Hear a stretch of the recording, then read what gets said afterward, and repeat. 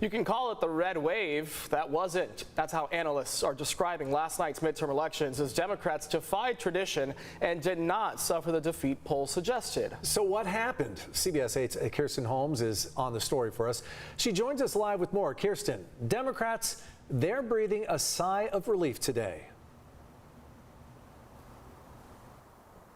They are. So if you watched any election coverage before those results came in, experts, Democrats included, everybody was expecting a Republican sweep or red wave because historically during a midterm election, that's when voters show up to vote against the sitting president and his party. But yesterday, that wave was more purple than it was red or blue.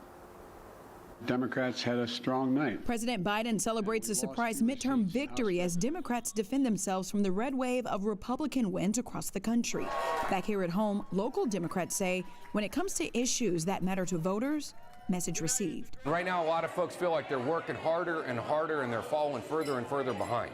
And so that means tackling issues of the cost of housing, making sure that their wages are being paid fairly, making sure they can get affordable child care. I think it's because we've seen record turnout of young people and of women and of people coming out to say that our bodily autonomy and our rights are not up for grabs. Republicans expected to perform better than they did. And every time you expect to perform well, we worry that that might impact effort. Conservative analyst Wendy Patrick says Republicans are now asking themselves the tough questions. How will this impact Donald Trump's big announcement next week? But secondly, is he any less viable of a candidate given the GOP's underperformance last night? It'll be really interesting to see what Kevin McCarthy does with a band of Republicans that are more divided than united, with election deniers on one side and people winning in purple areas on the other. Nikki Usher is a professor of communications at USD.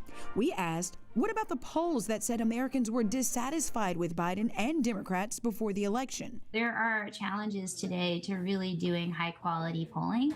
And so I think we should be prepared to be shocked by polls until we really figure out how to adjust our strategies to capture the electorate. We did not get a red wave. What we got was a reflection of the polarization in this country and the polarization checking itself.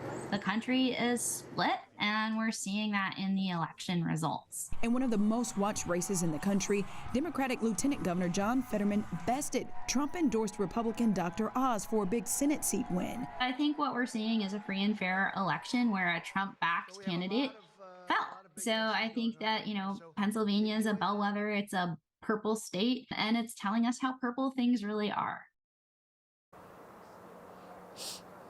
Okay, so it rained in Southern California, despite all those songs saying that it doesn't do that here. It rained in Southern California, right here in San Diego on Election Day. Now, our local registrar of voters says they're predicting low voter turnout, possibly because of the weather, but all across the country, we're hearing reports that young voters showed up in droves, possibly pointing to more election surprises this midterm as those votes are still being counted. Reporting live for CBS 8, I'm Kirsten Holmes. Back to you.